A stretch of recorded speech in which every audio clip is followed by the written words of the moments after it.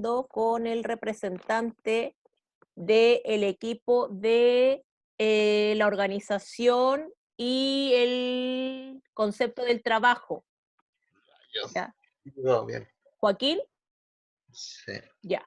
Joaquín nos va a entregar el sustento argumentativo de este punto, ¿ya? Desde la Para que parte. todos coloquen atención y tomen apunte, porque recuerden que esta pregunta que va a socializar ahora Joaquín con ustedes es parte de las preguntas del taller del día miércoles. Ya, Joaquín, vamos. De la parte de la organización que lo tomamos nosotros de la organización jerárquica que tenían tanto los españoles como los araucanos. Los españoles, por mandato desde el rey, tenían que someter a los indígenas en su paso hacia el estrecho, eh, construir, básicamente dominar y conquistar. Y a su vez a los araucanos los tenían como trabajos en la agricultura, a los en la ganadería, en la extracción de riquezas, que eran los materiales preciosos, el oro, más que nada, y construir, por los mandatos que cuando van a construir Santiago, en ese momento, y ahí mantienen todo el trabajo pesado lo hacen los araucanos. Y también los yanaconas, que eran de la servidumbre española, que se decían que tenían ahí. Que eso Ya. también acompañaba, no era solo para trabajo, también acompañaban de forma militar a los españoles. Ok. ¿Estos Yanacona de dónde venían? ¿De dónde los traían estos Eh, españoles? eran. ¿Me dijeron? No sé. Nos traían del Perú, profe. Sí, eran del Venían Perú. del Perú. Muy bien, Valentina. Muy bien, Sí. Joaquín. Ya, recuerden que estos Yanacona venían al servicio de los españoles, pero ellos venían desde el Perú, pertenecían al Imperio Inca y ejercían funciones de servidumbre para los españoles. Sí. ¿Ya? Ya. Muy bien, Joaquín. Ya. El siguiente equipo o la siguiente vocera o vocero, aquel equipo que tenía a cargo el tema de la religiosidad. Ya, profe. Nosotras lo que sacamos de lo que vimos es que para los América el valor del oro, por ejemplo, era más simbólico y religioso, a diferencia de los países europeos que era más como de una cosa como de ego, lo que se nombra harto durante el capítulo. También pudimos ver que al momento de que llega Pedro de Valdivia al Valle Central, él relata una lectura de un requerimiento legal para los gobernadores españoles, que es importante para los gobernadores españoles. Y ahí cuando llega, va con 3 sacerdotes, principalmente con el bachiller Rodrigo González. También vimos que en todo momento como que ellos en- entregan como una devoción, sobre todo Diego de Valdivia, hacia una virgen, en la cual en uno de los momentos, cuando Monroy es atacado en Copiapó, logra escapar de uno de los caciques, este llega de vuelta con Valdivia, y Valdivia, por ejemplo, le atribuye como un milagro de la Virgen, por lo cual ahí instala una capilla con la imagen de una virgen que él había viajado desde España, había traído desde España y la instala ahí en una capilla que es ahora la iglesia de San Francisco. Bueno, y que todos ellos atribuían su actuar por Dios como para poder liberarse de todos los pecados que cometían. Así como también el nombre de Santiago, que es en honor al apóstol Santiago, santo patrono de España. Y la Virgen que trae es la Virgen del Socorro. Ya.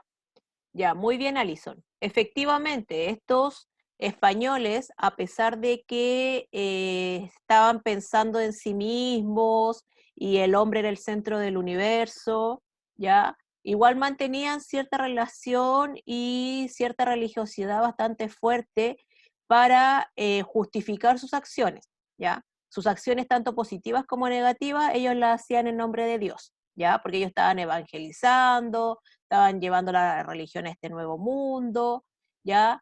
Tenían bastantes prácticas del hecho de persinarse, de rezar y encomendarse a Dios cada vez que iban a batalla, o que salían en estos viajes de expedición, ¿ya?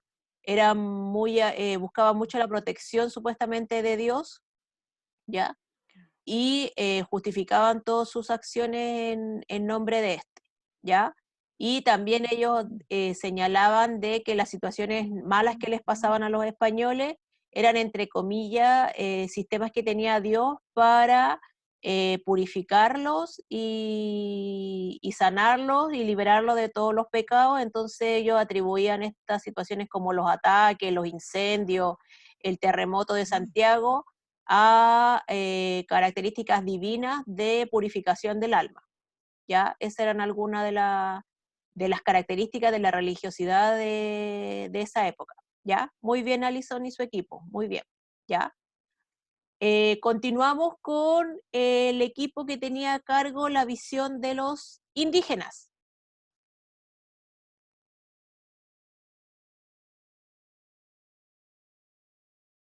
El equipo que Ya, estaba a cargo de los indígenas, nosotros el grupo 4 éramos. ya, Víctor, cuéntanos. Ya. Tanto en el caso de los indígenas, enfocándonos en ellos, en el sentido de la vestimenta, ellos generalmente se vestían con manta y ponchos en todo su cuerpo. Ya eran como, para que se entiendan, como telas, cosas así, como en el sur se conoce como poncho, que con eso se cubrían y ocupaban algunas piezas decorativas de oro que tenían un sentido religioso. ¿Ya? En su aspecto, en el caso de ambos, mujer y hombre, debido a ser un pueblo guerrero, en su mayoría los hombres eran robustos por la preparación física y las mujeres, al igual que ellos, tenían un torso ancho. Ambos se preparaban para la guerra en sí, pero quien más tenía como un desarrollo físico de manera, entre comillas, excelente, todo, era el hombre.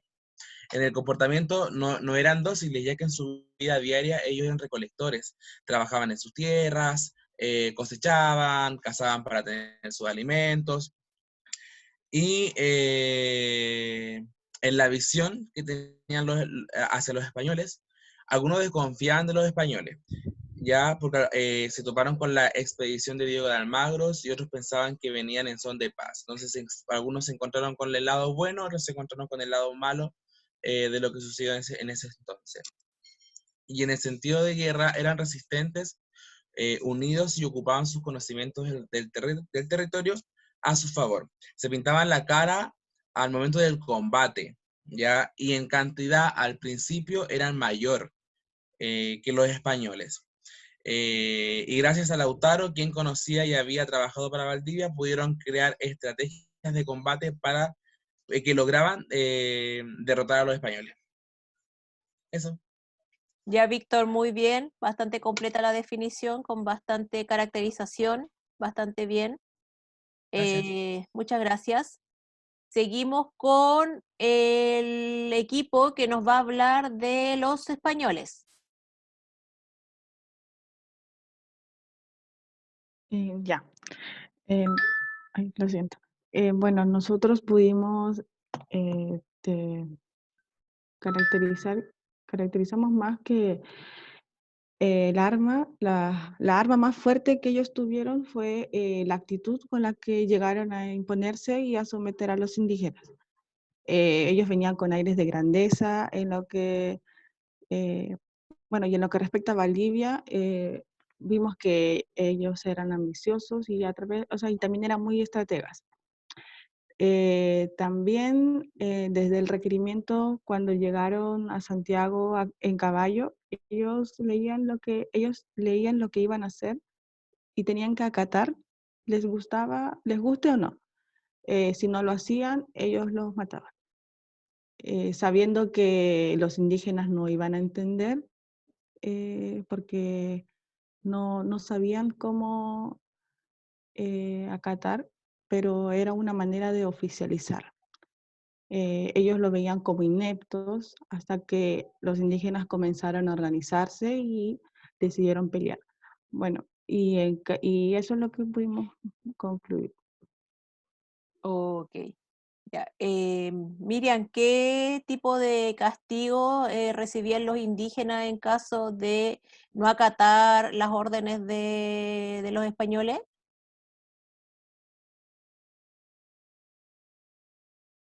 ¿O alguien del equipo de los españoles que me pueda manifestar qué sucedía si los indígenas no acataban las órdenes de los españoles?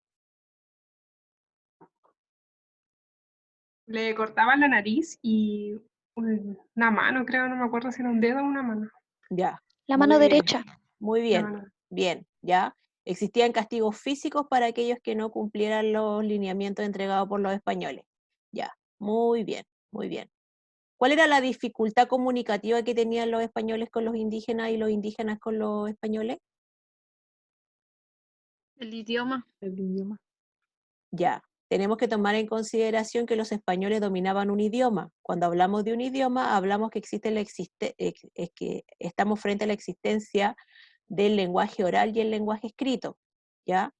Y cuando hablamos de la lengua de los mapuches, el mapudungún, este solamente tiene un registro auditivo, no hay escritura no hay un sistema de escritura, ¿ya? Entonces ahí estamos frente a una lengua. Cuando podemos comunicarnos de forma oral y escrita, hablamos de un idioma. Cuando solo nos podemos comunicar en forma oral, estamos hablando de una lengua, para que les quede bien clarito ese concepto, chicos, ¿ya?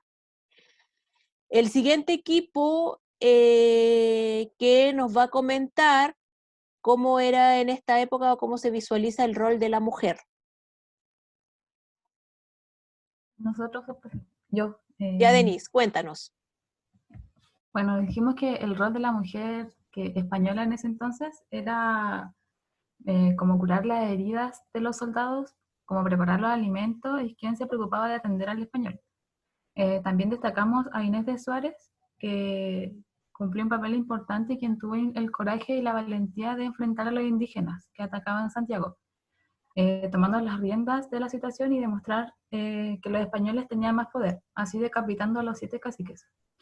Y el rol de la mujer indígena no la pudimos apreciar tanto en el video, pero sí rescatamos que fue quien se dedicaba a los cultivos, plantaciones, como también a la familia. Como por ejemplo la esposa de Lautaro, quien estaba presente con él y lo apoyaba. Además, podríamos decir que la mujer indígena fue usada para satisfacer al español y para procrear. Eso. Ya, ya. Muy bien, chicas. Ya, muy bien. Ya, recuerden que las características, como bien señalan ustedes, en terminología generales, las mujeres se dedicaban a labores de carácter más domésticas o labores menores dentro de la agricultura y al sistema de la costura, a la preparación de alimentos, la curación de heridas, como bien señalan ustedes, y destaca o rompe estos patrones con un carácter muy fuerte doña Inés de Suárez, ya que como bien señalan ustedes, fue aquella que logró intimidar en algún momento a los indígenas cuando fue todo este desastre de Santiago frente a Michimalonco, ¿ya? Ella de forma certera decapitó a estos 7 caciques, de una forma ejemplificadora lanzó y rodaron estas cabezas por toda la plaza de armas, y eso logró intimidar a los indígenas y poder, entre comillas, que esa batalla terminara ese día, ¿ya? Si bien fueron más de 2 décadas de conflictos, lo que conocemos como la Guerra de Arauco entre españoles e indígenas mapuches, ¿ya? Tenemos que considerar que Inés de Suárez tuvo siempre un rol bastante fuerte, un carácter bastante fuerte dentro de todo este sistema, y se consolidó como una gran señora de la época y acumuló bastantes riquezas, ¿ya?